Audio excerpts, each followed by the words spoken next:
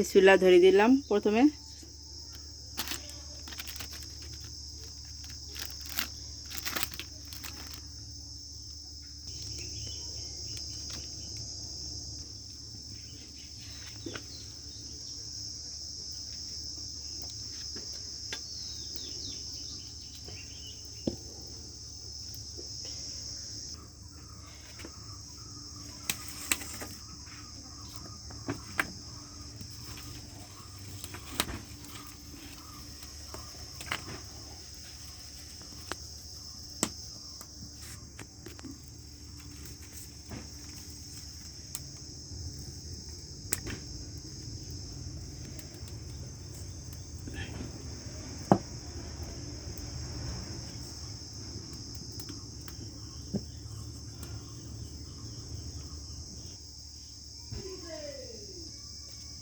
এই যে 3টা শুকনো মরিচ কেটে দিলাম।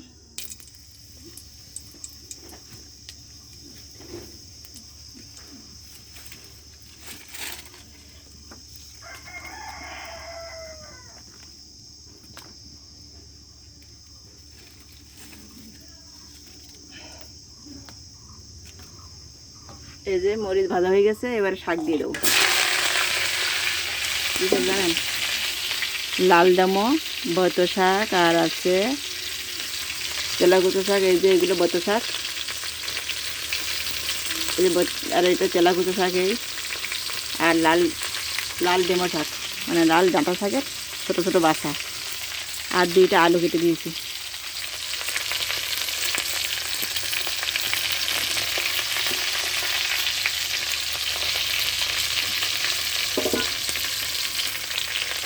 দেখেন, এই যে অল্প একটু জল ঢেকে দিলাম, কারণ পোয়া লাগবে, এই জন্য ঢেকে দিলাম।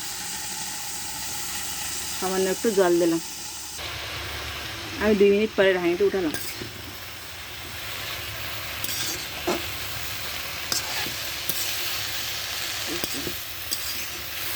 জল কিন্তু নেই থাকে, জল টেনে গেছে।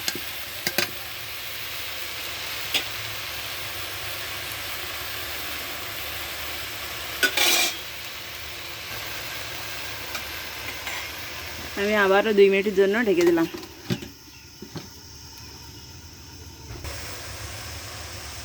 2 মিনিট পর আমি ঢাকনিটা উঠালাম। এবার আমি লবণ দেব, পরিমাণ মতো লবণ দিলাম।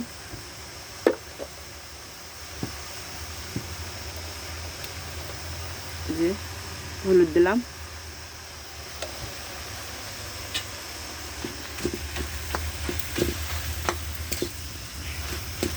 শাক কিন্তু আমি কুচে কুচে কেটে দেইনি, আস্তে আস্তে এরকম সাইজের শাক আস্তে আস্তে ছোটো ছোটো পরিষ্কার করে ধুয়ে বেছে নিয়েছি। নিয়ে এই কড়াই দিয়ে দিলাম।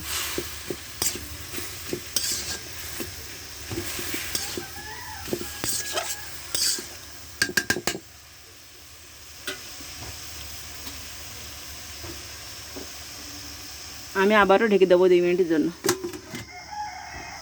লবণ দেওয়ার পরে 2 মিনিটের জন্য ঢেকে দিলাম। বেশ জল ছেড়ে দেবে, গাছ থেকে শাক নরম হয়ে যাবে।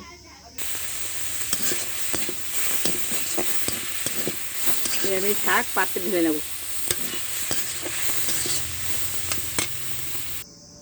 দেখেন শাক একটু ফোটা হয়ে গেছে কমে।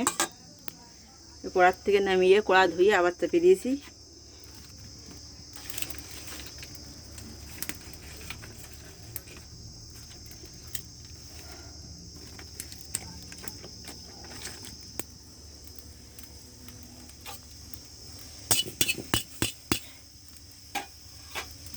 দেখেন খুব বেশি তেল দিইনি, কিন্তু অল্প একটু তেল দিয়েছি।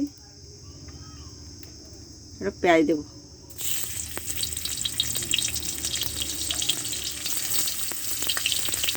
পেঁয়াজ কুচি দিলাম।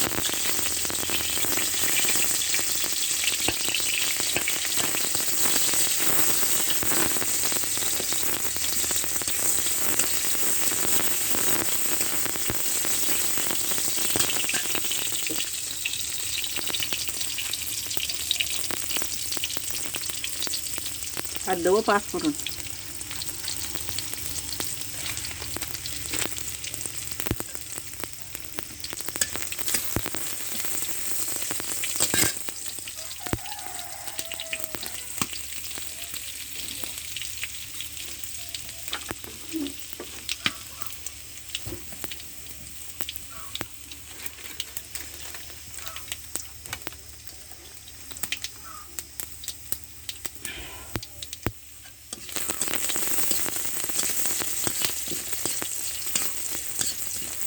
পাঁচ ফোড়ন আর পেঁয়াজ ভালোভাবে ভেজে নিতে হবে।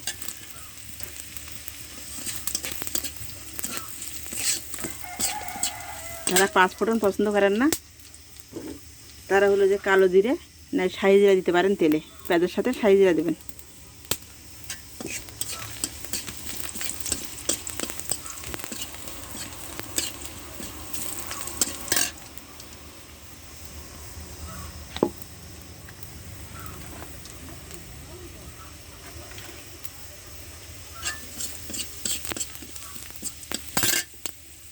শাকগুলো দিয়ে দেবেন।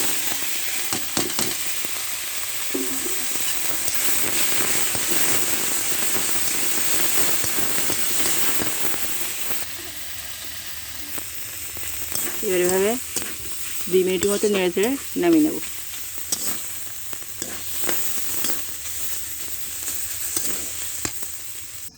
দেখেন আমি যেভাবে রান্না করলাম ডুমো শাক, আপনারা সেভাবে রান্না করবেন। যদি ভালো লেগে থাকে লাইক করে দেবেন।